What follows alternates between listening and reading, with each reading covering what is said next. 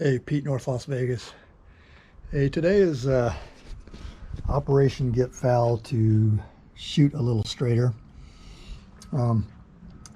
Built this back in 2003 along with 3 other FALs. So I built a total of 4 of these.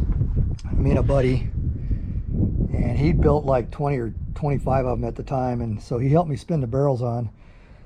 Now out of the 4 that I built, the 3 other ones shot very well, very accurate. Point of aim versus point of impact, I don't think you could do much better. This one here, however, shoots about 2 inches to the right, maybe 2.5 at 50 yards, and shoots a little low. So I've tried to come up with all kinds of different ways to see if this barrel was slightly tweaked, and I finally decided that this thing is overclocked about a half degree, maybe a degree, a little too tight. So today I've decided that I'm going to tweak the barrel. I'm going to back it off about a half a degree. This is my barrel wrench. It says barrel right on it. This is actually 1 1/16", even though this is a metric pattern FAL. I found that taking this 1 1/16" and just very gently opening up the jaws here until they were a nice, really tight fit on the barrel net, or on the barrel, and actually was a closer, much better fit than using a metric wrench. And this is my cheater bar, and I'm hoping that this setup here is going to keep everything under control while I try to loosen the barrel. If not, I'll back the truck over the edge of this to hold it down if there's not enough here to hold it down. Anyway, I tried to originally fix the problem by swapping out the OEM sight with this DS Arms sight, and this allows windage adjustment along with the sight base. So I have 2 places to adjust windage. Now I did adjust this, and if you look at the sight on the back, you can see that the base is drifted over and the top part is drifted over. So it doesn't look too bad, but because I got OCD, I want to try to straighten out the barrel. So the next clip, I'll have the handguard off, hopefully the gas tube off, and carry handle removed. I bought the receiver fixture from DS Arms, and hopefully everything goes well. We'll find out. Okay, so on the FM FAL, there's 2 basic styles of gas systems. There's a fixed gas tube, and then there's a removable full-length gas tube. And I built all mine with the replaceable gas tubes. The fixed gas tube is soldered in, and if you wear them out or whatever, then it's a pain to fix. So I opted to go with the removable. But however, there's a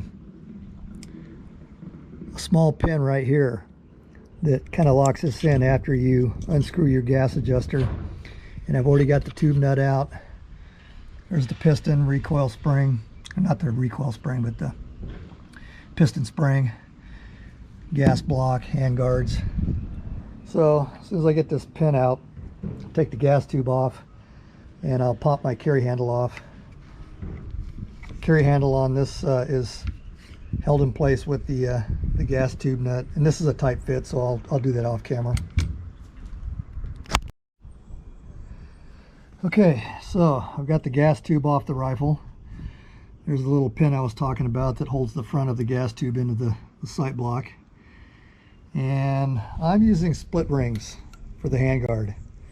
So if you forgot to put your handguard mount after you spun your barrel on, you can get these from DS Arms, or they used to sell them. I don't know if they still do. So that way you don't have to pull your barrel back off again if you forgot to put this on. But if you're going to use a single piece, then you got to make sure this is on before you put your barrel on. Okay, so I'm going to get the handguard out, slide the charging handle out of the way, put the fixture on the receiver, put everything in the vise, and hope it all goes well. Okay, so this is kind of a loose fit, which is good because that's going to allow me to either put some metal tape or some painter's tape around the receiver and maybe on the inside of the fixture so that I don't mar up the finish. Anyway, we'll see how that goes.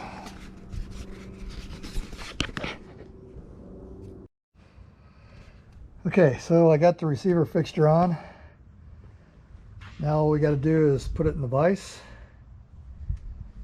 and carefully back the barrel off about a half, maybe 1 degree. So we're getting down to the wire here. Okay, I don't know if the camera's picking it up, but I put a little witness mark right there and I backed it off. I actually felt it move a little bit. And the witness mark shows that it wasn't any of the setup that moved, but the actual barrel moved. And I would say that's probably a half a degree, maybe a degree. But what I'm going to do is I'm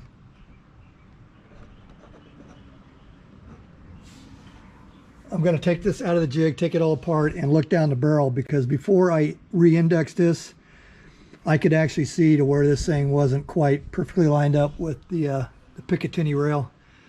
So it definitely was overclocked a little bit, over-indexed, over-tightened. So like I said, I'm going to break it all down and eyeball it, take another close look, but I think this is going to be a big, huge improvement. And I'll do a part 2 on the video. I'll get this thing all put back together and try to get it out to the range this week to see what kind of improvement I made. I mean, it's obviously going to do something, but did I go too far? Did I not go far enough? We'll find out. Painter's tape worked out good. Didn't leave any marks on the receiver. Just started to dig in a little bit right there, but I don't think it left a mark. This is a piece of aluminum flat stock that's pretty straight. It's pretty flat. So putting it on top of the Picatinny rail and lining it up with the front sight, I mean, that's, if that sight base is even remotely machined square, I think I've got this barrel dialed in pretty well. Okay, so I'm satisfied with where the barrel's at. It's better than it was. I'm convinced of that. So put this rifle all together, and then, like I said, I'm going to do a part 2, and we'll take it out to the range and see how it does. This worked out fine. The wooden mount didn't try to move or anything. I was standing right here on the edge while I was cranking the barrel, and it didn't move on me at all, so that worked out pretty good. All right, Pete, North Las Vegas, over and out.